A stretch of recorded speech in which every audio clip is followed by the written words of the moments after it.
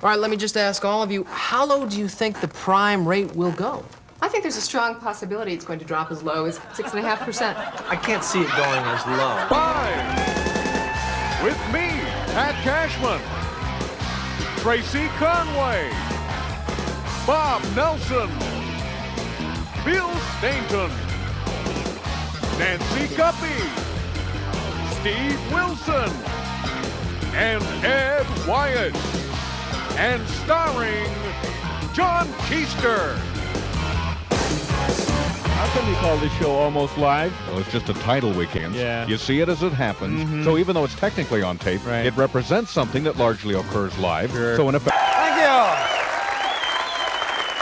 Thank you very much. Thank you. Hello. Welcome to... Oh, no. And...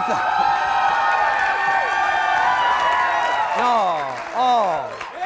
Thank you. I need that reassurance. Thank you very much.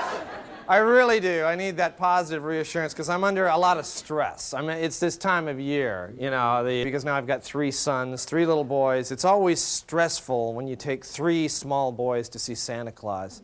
Do any of you know what it's like to see Santa cry? It's so sad. All the other kids in line, they see Santa crying, figure I've done something to him, so they turn on me. The next thing I know, I've got 400 5-year-olds kicking me in the ankle. So, it's no wonder that I've lost my hair. It's because, it's because of all this stress. And a question that I'm often asked goes, is hair loss due to environmental factors or is it caused by heredity? And if you're going bald, you don't really care. You just want to kick someone's butt. And I lost a little bit more when my old girlfriends got together, started comparing notes. Yeah. A little bit of a loss here the day there was the surprise drug test at work.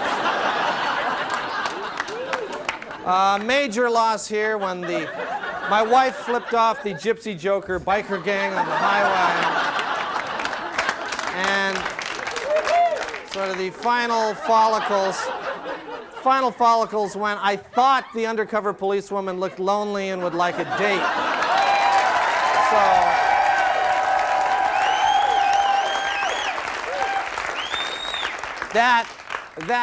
That's the history of my hair. And hair is very important here in the Northwest, especially among Seattle's hugely, hugely popular rock scene. Bands like Soundgarden, Forced Entry, Love Battery, Alice in Chains. They're not too worried about hair loss now, but that doesn't mean that they don't have problems, especially around this time of year. Take a look.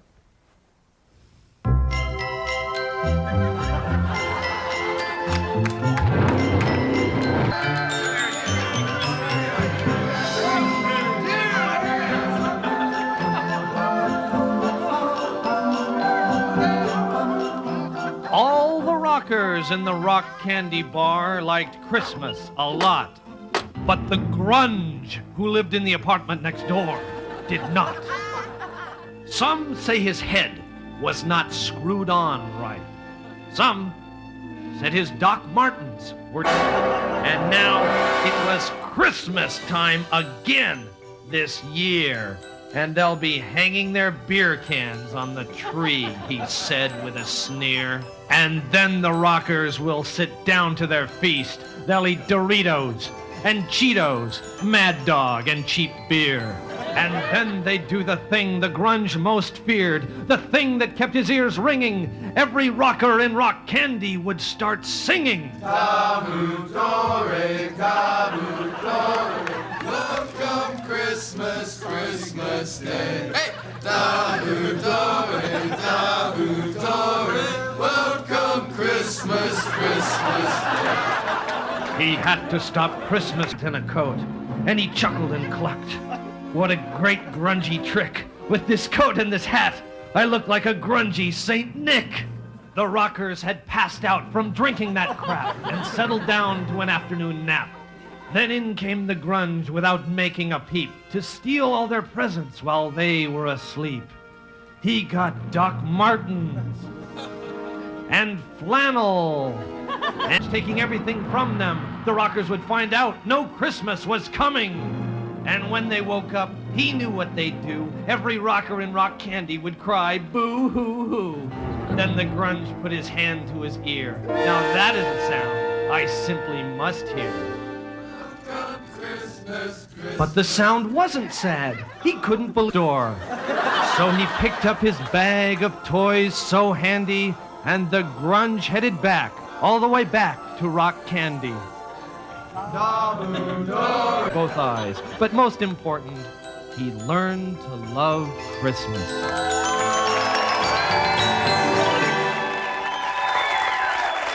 Heartwarming, wasn't it?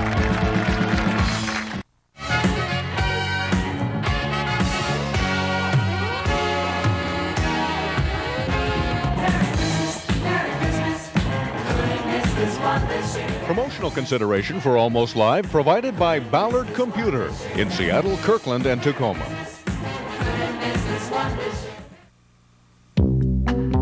And now, here are some suggestions for your late night viewing pleasure. At 12:30, HBO presents Boxing. Two guys you've never heard of beating the crap out of each other. At 1. So did it take you a long time to find me the perfect present? Strike one! It's not wrapped. By simply picking up the phone and calling Save Your Sorry Butt shopping service. At Save Your Sorry Butt, we know you give crummy last-minute presents. You're a guy. You can't help it. So we offer a variety of gifts for you to choose from in 3 fail-safe categories. 1, a made-it-yourself item that might be up. Or 3, an endearing personal item from your past that she can't believe you'd part with. We then wrap it up just like a guy would and deliver it to your door. Love it! And you'll be alive. So call Save Your Sorry Butt shopping service today. You can trust us to save your sorry butt.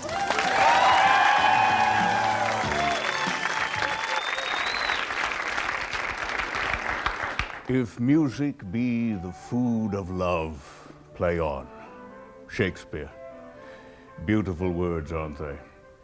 But did you know that Shakespeare also said, "What's the matter? Haven't you been getting any lately?" Now, perhaps it's not as creative as most of his writing, but most people know that Elizabeth Barrett Browning said, "How do I love thee? Let me count the ways." Our Browning quote is, "Then why don't you get your whore to make you dinner?" Or William Butler Yeats, who wrote, "Oh, heart, if she would but turn her head," but who also once stammered, "Hold on, your sleeve is caught in my zipper." And Benjamin Franklin, who left us with so many uplifting thoughts, the least of them being, "And then the bitch went crazy on me."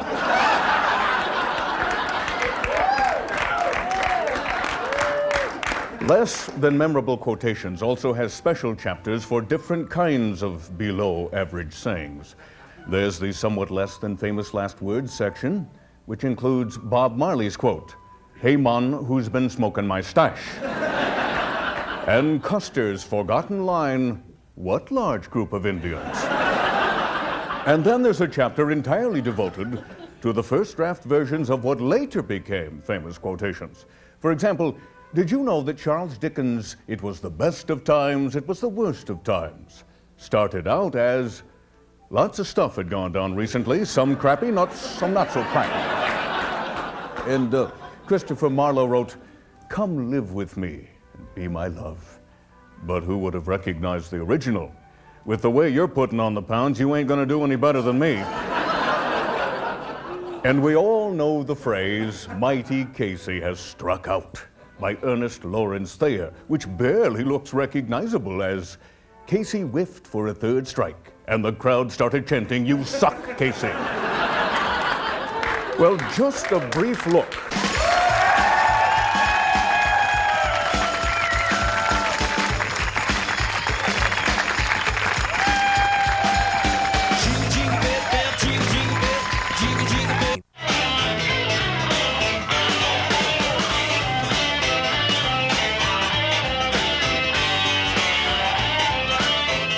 Studio amplification for Almost Live provided by American Music.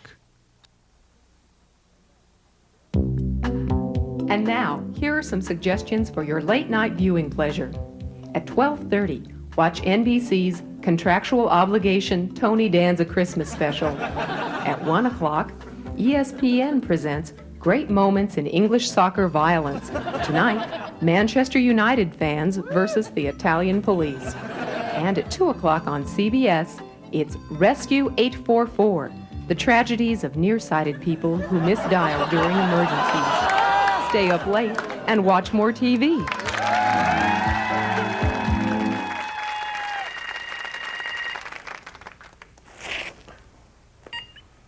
Hello. Hi, hon. This is your mother. I hope I'm not bothering you. I just had some news I thought you'd want to hear. Yeah, hi, Mom. Yeah, what's the news? Well, you remember the Hendersons who used to live down the street from us? No. Oh, sure you do. The Hendersons. They lived in the blue house. Mrs. Henderson had that skin condition. No, I don't recall a Henderson family. Oh, sure you do. They lived there just before the McBrides. Oh, well, see, I must have been about 4 years old then. Well, Anyway, what about the Hendersons? well, do you remember their nephew who would come and visit every summer? No? Oh, he was a little older than you. Blonde hair, named Todd. Nope. What about him, Mom? Well, he died. He died? Yes, just a couple of days ago. Well, that's terrible. Isn't it, though? Mrs. Lewis told me. Well, that's really sad. He sold meat, you know. No, I didn't know that. Well, not door to door. He had a shop. Oh, really? I guess Tom Selleck came in once. He didn't buy hers, you know. Oh. Had Kyle been sick? You mean Todd? Right, Todd. Well, Mrs. Lewis didn't say. Oh. All she said was that he was hit by a bus. Oh, wow. I'm sorry to have to call with such bad news, dear. No, that's okay. I just thought you'd want to know. No, I appreciate it. Thanks for calling. Okay, then. Bye now. Bye, Mom.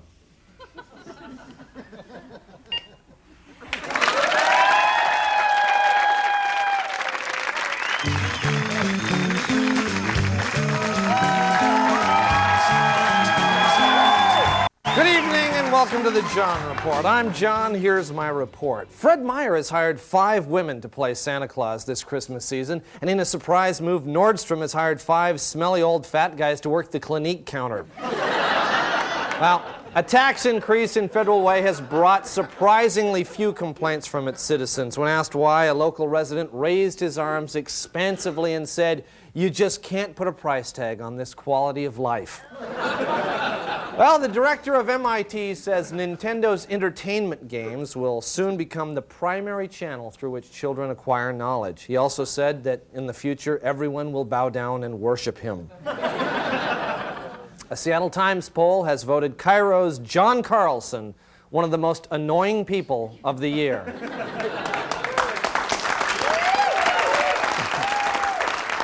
I have no joke here. I just wanted to say that John Carlson has been voted one of the most annoying people of the year. A Tacoma firm, no, that's okay, that's okay. A Tacoma firm has introduced an American-style supermarket in Russia. The store comes complete with broken shopping carts and a pimply-faced night manager named Roger.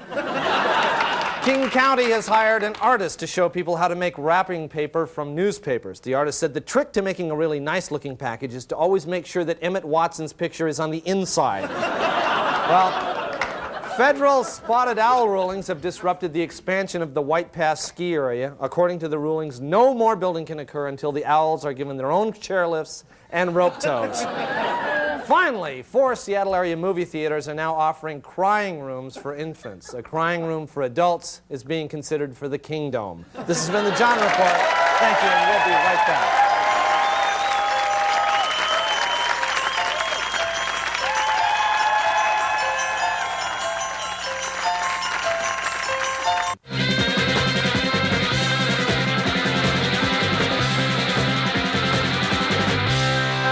At 12:30, CBS presents The Circus of the Bitter Washed Up Stars. At 1 o'clock on ABC, it's America's Funniest Birthmarks.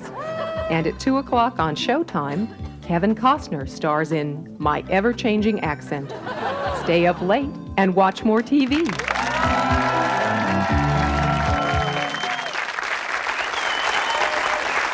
Okay, well, that's it for Almost Live this week. We want to wish you a Merry Christmas and make sure you mark down on your calendar New Year's Eve, 11:30 to 12:30. We'll be here live, entirely live in Studio B.